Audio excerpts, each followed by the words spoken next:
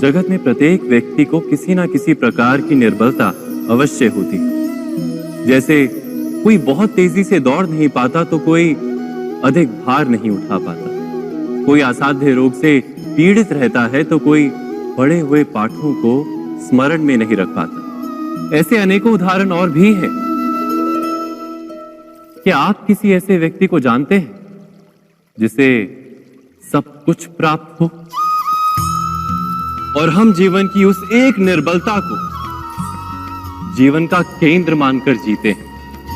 इस कारणवश हृदय में दुख और असंतोष रहता है सदा। निर्बलता मनुष्य को जन्म से अथवा संजोग से प्राप्त होती है, किंतु उस निर्बलता को मनुष्य का मन अपनी मर्यादा बना लेता है। किंतु कुछ व्यक्ति ऐसे भी होते हैं जो अपने पुरुषार्थ और श्रम से उस निर्बलता को पराजित कर देते हैं। क्या भेद है उनमें और अन्य लोगों में? क्या आपने कभी विचार किया है? सरल सा उत्तर है इसका। जो व्यक्ति निर्बलता से पराजित नहीं होता, जो पुरुषार्थ करने का साहस रखता है हृदय में, वो निर्बलता को पार कर जाता है। अर्थात निर्बलता अवश्य ईश्वर देता है, किंतु मर्यादा मनुष्य का मन ही निर्मित करता है। स्वयं विचार कीजिए।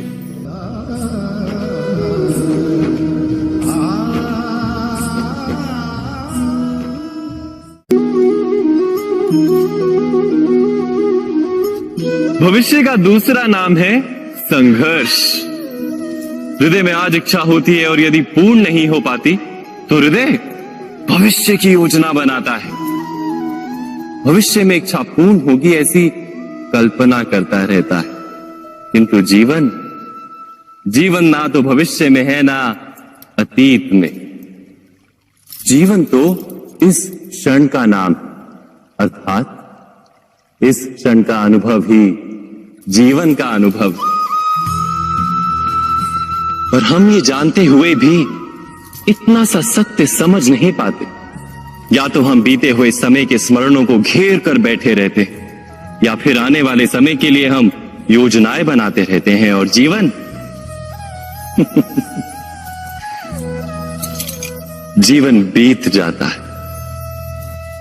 एक सत्य यदि हम हृदय में उतार लें कि ना हम भविष्य देख सकते हैं, ना ही भविष्य निर्मित कर सकते हैं, हम तो केवल धैर्य और साहस के साथ भविष्य को आलिंगन दे सकते हैं, स्वागत कर सकते हैं भविष्य का। तो क्या जीवन का हर पल जीवन से नहीं भर जाएगा? स्वयं विचार कीजिए।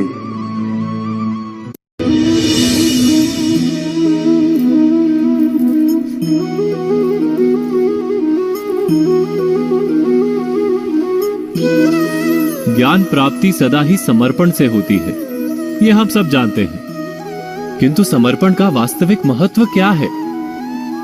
क्या हमने कभी विचार किया? मनुष्य का मन सदा ही ज्ञान प्राप्ति में विभिन्न बाधाओं को उत्पन्न करता है। कभी किसी अन्य विद्यार्थी से ईर्ष्या हो जाती है, कभी पढ़ाए हुए पाठों पर संदेह जन्मता है, और कभी गुरु द्वारा दिया गया दंड मन को अहंकार से भर देता है। नहीं, क्या ऐसा नहीं होता? न जाने कैसे कैसे विचार मन को भटकाते हैं, और मन की इसी अयोग्य स्थिति के कारण हम ज्ञान प्राप्त नहीं कर पाते। मन की योग्य स्थिति केवल समर्पण से निर्मित होती है। समर्पण मनुष्य के अहंकार का नाश करता है, ईर्ष्या, महत्वाकांक्षा आदि भावनाओं को दूर कर हृदय को शांत करता है और मन को एकाग्र करता है। वास्तव में ईश्वर की सृष्टि में ना ज्ञान की मर्यादा है, ना ज्ञानियों की। गुरु दत्तात्रेय ने तो गाय और श्वान से भी ज्ञान प्राप्त कर लिया था। अर्थात विषय ब्रह्म ज्ञान का हो या जीवन के ज्ञान का या गुरुकुल में प्राप्त होने वाले ज्ञान का, उसकी प्राप्ति के लिए गुरु से अधिक महत्व है उस गुरु के प्रति हमारा समर्पण, क्या ये सत्य नहीं?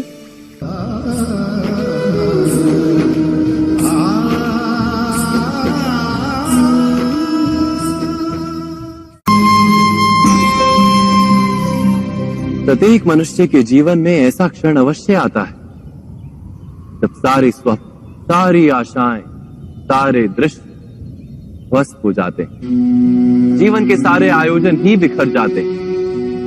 एक और धर्म होता है और दूसरी ओर सुख। इसी को धर्म संकट कहते हैं। जब धर्म का वहन ही संकट हो और धर्म का त्याग ही दुख हो। विचार कीजिए, कभी किसी स्वजन के विरुद्ध सत्य बोलने का अवसर प्राप्त हो जाता है, कभी ठीक दरिद्रता के समय सरलता से चोरी करने का मार्ग प्राप्त हो जाता है, कभी किसी शक्तिशाली राजनेता या राजा के कर्मचारी का अधर्म प्रकट हो जाता है। सबके जीवन में ऐसी घटना बनती ही रहती है। अधिकतर लोग ऐसे किसी क्षण को धर्म संकट के रूप में जान ही नहीं पाते। हमें किसी प्रकार के संघर्ष का अनुभव ही नहीं होता। सहजता से सुख की ओर खींचे चले जाते हैं, जैसे मक्खी गुड़ की ओर खींची चली जाती। वास्तव में धर्म संकट का क्षण ईश्वर के निकट जाने का क्षण होता है। यदि हम संघर्षों से भयभीत ना हो, सुख की ओर आकर्षित ना हो, अपने धर्म पर दृढ़ रहे, तो ईश्वर का साक्षात्कार दूर नहीं।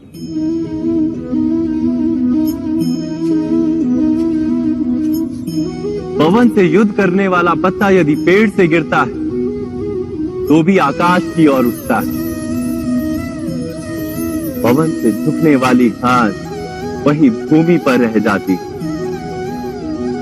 अर्थात धर्म संकट से यदि हम संकट को ही टाल दें तो सुख तो मिलता है, जीवन बढ़ता है, किंतु क्या चरित्र नहीं टूटता? क्या आत्मा दरिद्र नहीं हो जाती? क्या ईश्वर से अंतर नहीं हो जाता? स्वयं विचार किए। दो व्यक्ति जब निकट आते हैं तो एक दूसरे के लिए सीमाएं और मर्यादाएं निर्मित करने का प्रयत्न अवश्य करते हैं। हम यदि सारे संबंधों पर विचार करें तो देखेंगे कि इन सारे संबंधों का आधार यही सीमाएं हैं जो हम दूसरों के लिए निर्मित करते हैं। और यदि अनजाने में भी कोई अन्य व्यक्ति इन सीमाओं को तोड़ता है तो उसी क्षण हमारा हृदय क्रोध से भर जाता है। इन सीमाओं का वास्तविक रूप क्या है? क्या हमने कभी विचार किया? सीमाओं के द्वारा हम दूसरे व्यक्ति को निर्णय करने की अनुमति नहीं देते। अपना निर्णय उस व्यक्ति पर थोपते, अर्थात किसी की स्वतंत्रता का अस्वीकार करते हैं। और जब स्वतंत्रता का अस्वीकार किया जाता है तो उसका हृदय दुख से भर जाता है। और जब वो सीमाओं को तोड़ता है तो हमारा हृदय क्रोध से भर जाता है। क्या ऐसा नहीं होता?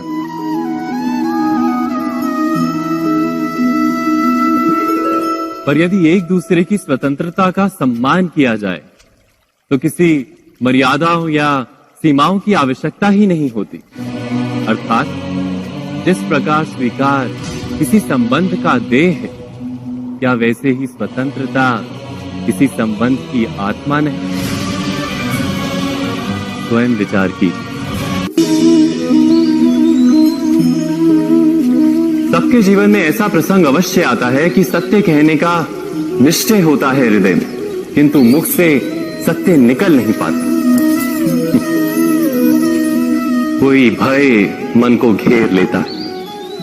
किसी घटना अथवा प्रसंग के बारे में बात करना या फिर स्वयं से कोई भूल हो जाए उसके बारे में कुछ बोलना, क्या ये सत्य है? नहीं, ये तो केवल तथ्य है। अर्थात जैसा हुआ था वैसा केवल बोल देना सामान्य सी बात, किंतु कभी कभी उस तथ्य को बोलते हुए भी भय लगता है। कदाचित किसी दूसरे की भावनाओं का विचार आता है मन, दूसरे को दुख होगा ये भय भी शब्दों को रोकता है। तो ये सत्य क्या है? क्या हमने कभी विचार किया है? जब भय रहते हुए भी कोई तथ्य बोलता है तो वो सत्य कहलाता है। वास्तव में सत्य कुछ और नहीं, केवल निर्भयता का दूसरा नाम है। और निर्भय होने का कोई समय नहीं होता, क्योंकि निर्भयता आत्मा का स्वभाव है। अर्थात क्या प्रत्येक क्षण सत्य बोलने का क्षण नहीं होता?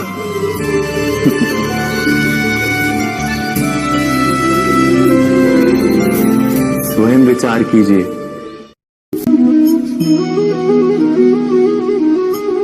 श्रेष्ठता का क्या अर्थ है? श्रेष्ठता का अर्थ है दूसरों से अधिक ज्ञान प्राप्त करना। अर्थात मूल्य इस बात का नहीं कि स्वयं कितना ज्ञान प्राप्त किया, मूल्य इस बात का है कि प्राप्त किया हुआ ज्ञान अन्य लोगों से कितना अधिक है। अर्थात श्रेष्ठता की इच्छा ज्ञान प्राप्ति को भी एक स्पर्धा बना देती है। और स्पर्धा में विजय अंतिम कब होती है?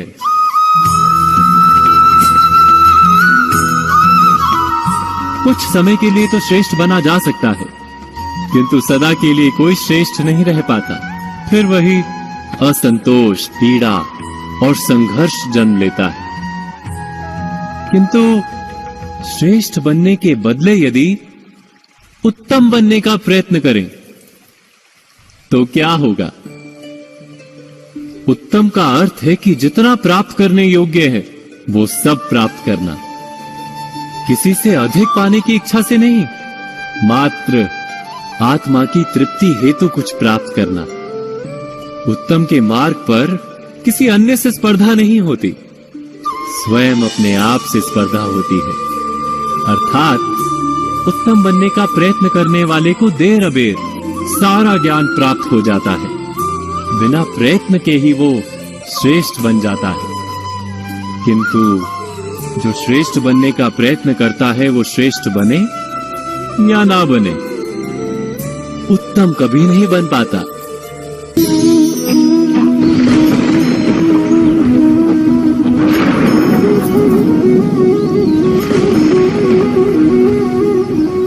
सपनों और पूर्वाभासों के आधार पर हम भविष्य के सुख दुख की कल्पना करते हैं। भविष्य के दुख का कारण दूर करने के लिए हम आज योजना बनाते हैं। किंतु कल के संकट को आज निर्मूल करने से हमें लाभ मिलता है या हानि पहुंचती है? ये प्रश्न हम कभी नहीं करते। सत्य तो ये है कि संकट और उसका निवारण सात जन से, व्यक्ति के लिए भी और सृष्टि के लिए भी। नहीं, आप अपने भूतकाल का स्मरण कीजिए, इतिहास को देखिए, आप तुरंत ही ये जान पाएंगे कि जब जब संकट आता है तब तब उसका निवारण करने वाली शक्ति भी जन्म लेती है। यही तो जगत का चलन है। वस्तुतः संकट ही शक्ति के जन्म का कारण है। प्रत्येक व्यक्ति जब संकट से निकलता है तो एक पद आगे बढ़ा होता है, अधिक चमकता है, आत्मविश्वास से अधिक भरा होता है, न केवल अपने लिए अपितु विश्व के लिए भी। क्या ये सत्य नहीं? वास्तव में संकट का जन्म है एक अवसर का जन्म, अपने आप को बदलने का अवसर, अपने विचारों को ऊंचाई पर करने का अवसर, अपनी आत्मा को बलवान और ज्ञान मंडित बनाने का अवसर। जो ये कर पाता है उसे कोई संकट नहीं होता, किंतु जो ये नहीं कर पाता वो तो स्वयं एक संकट है विश्व के लिए। विचार कीजिए।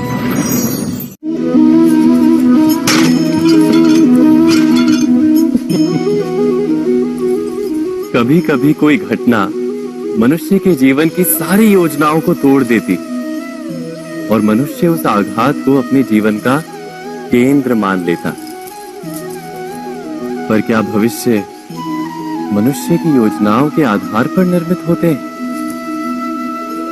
नहीं। जिस प्रकार किसी ऊंचे पर्वत पर सर्वप्रथम चढ़ने वाला उस पर्वत की तलाई में बैठकर जो योजना बनाता है, क्या वही योजना उसे उस पर्वत की चोटी तक पहुंचाती? नहीं। वास्तव में वो जैसे जैसे ऊपर चढ़ता है वैसे वैसे उसे नई नई चुनौतियां, नई नई विडंबनाएं, नए नए अवरोध मिलते हैं। प्रत्येक पद पर वो अपने अगले पद का निर्णय करता है। प्रत्येक पद पर उसे अपनी योजनाओं को बदलना पड़ता है। कहीं पुरानी योजना उसे खाई में ना ढकेल दे। वो पर्वत को अपने योग्य नहीं बना पाता, केवल स्वयं को पर्वत के योग्य बना सकता है। क्या जीवन के साथ भी ऐसा ही नहीं? जब मनुष्य जीवन में किसी एक चुनौती को, एक अवरोध को अपने जीवन का केंद्र मान लेता है, अपने जीवन की गति को ही रोक देता है, तो वो अपने जीवन में सफल नहीं बन पाता और ना ही सुख और शांति प्राप्त कर पाता।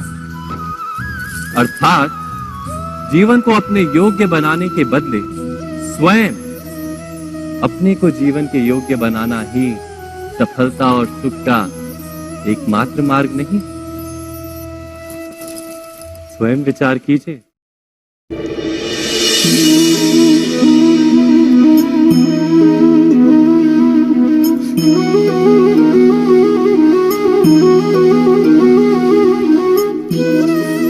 जीवन का हर क्षण निर्णय का क्षण होता है। प्रत्येक पद पर दूसरे पद के विषय में कोई निर्णय करना ही पड़ता है और निर्णय अपना प्रभाव छोड़ जाता है। आज किए गए निर्णय भविष्य में सुख अथवा दुख निर्मित करते हैं, ना केवल अपने लिए, अपने परिवार के लिए भी, आने वाली पीढ़ियों के लिए भी। जब कोई दुविधा सामने आती है तो मन व्याकुल हो जाता है, अनिश्चय से भर जाता है। निर्णय का वो क्षण युद्ध बन जाता है और मन बन जाता है युद्ध भूमि। अधिकतर निर्णय हम दुविधा का उपाय करने के लिए नहीं, केवल मन को शांत करने के लिए लेते हैं। पर क्या कोई दौड़ते हुए भोजन कर सकता है? नहीं। तो क्या युद्ध से जूझता हुआ मन कोई योग्य निर्णय ले पाएगा? वास्तव में शांत मन से जब कोई निर्णय करता है तो अपने लिए सुखद भविष्य बनाता है। किंतु अपने मन को शांत करने के लिए जब कोई निर्णय करता है तो वो व्यक्ति भविष्य में अपने लिए कांटों भरा वृक्ष लगाता है। स्वयं विचार कीजिएगा।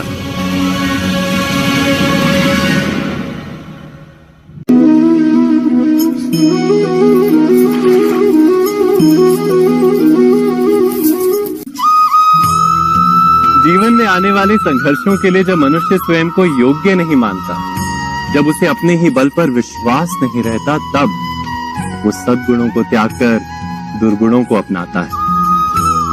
वस्तुतः मनुष्य के जीवन में दुर्जनता जन्म ही तब लेती है जब उसके अंतर में आत्मविश्वास नहीं होता। आत्मविश्वास ही अच्छाई को धारण करता है।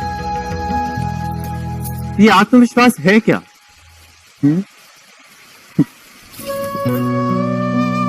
जब मनुष्य ये मानता है कि जीवन का संघर्ष उसे दुर्बल बनाता है, तो उसे अपने ऊपर विश्वास नहीं रहता। वो संघर्ष के पार जाने के बदले संघर्ष से छूटने के उपाय ढूंढने लगता है। किंतु जब वो ये समझता है कि ये संघर्ष उसे अधिक शक्तिशाली बनाते हैं, ठीक जैसे व्यायाम करने से देह की शक्ति बढ़ती है, तो प्रत्येक संघर्ष के साथ उसका उत्साह बढ़ता है। अर्थात आत्मविश्वास और कुछ भी नहीं, मन की स्थिति, जीवन को देखने का दृष्टिकोण मात्र है। और जीवन का दृष्टिकोण तो मनुष्य के अपने वश में होता है। स्वयं विचार कीजिए।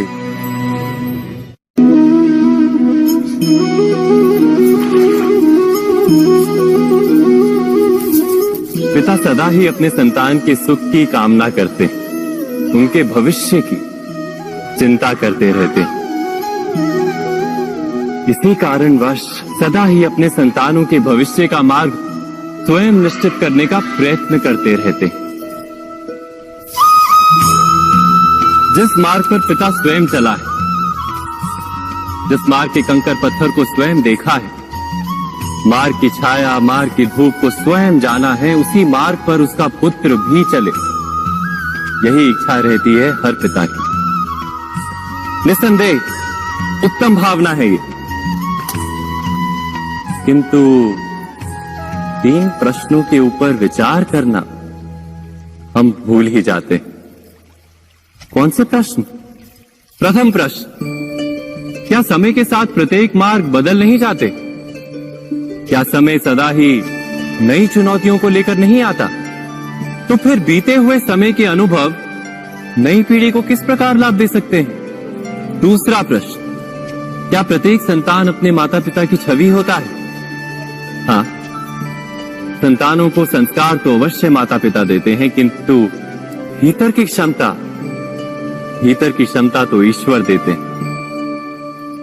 तो जिस मार्ग पर पिता को सफलता मिली है, विश्वास है कि उसी मार्ग पर उसकी संतानों को भी सफलता और सुख प्राप्त होगा।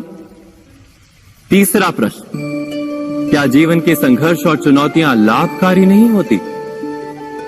क्या प्रत्येक नया प्रश्न एक नए उत्तर का द्वार नहीं खोलता? तो फिर संतानों को नए नए प्रश्नों, संघर्षों और चुनौतियों से दूर रखना, ये उनके लिए लाभ करना कहलाएगा या हानि पहुंचाना? अर्थात जिस प्रकार संतान के भविष्य का निर्माण करने के बदले उसके चरित्र का निर्माण करना श्रेष्ठ है, वैसे ही संतानों के जीवन का मार्ग निश्चित करने के बदले उन्हें नए संघर्षों के साथ जूझने के लिए मनोबल व ज्ञान देना अधिक लाभदायक नहीं होगा?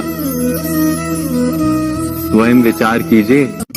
मनुष्य की सबसे बड़ी दुर्बलता क्या होती है?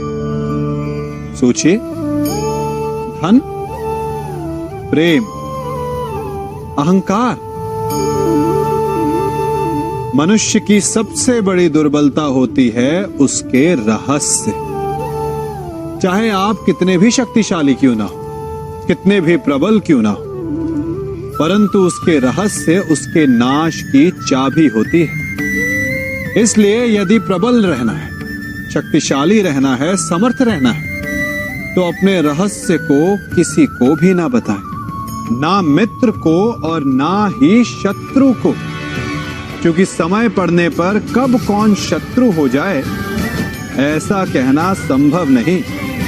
विभीषण को रावण के अमृत कुंड का ज्ञात था, इसीलिए प्रभु श्री राम रावण का वध करने में सफल हो सके। इसलिए उचित यही है कि आप अपने रहस्य को स्वयं तक ही सीमित रखें। मनुष्य जीवन की परीक्षा में सफल होने के लिए क्या नहीं करता?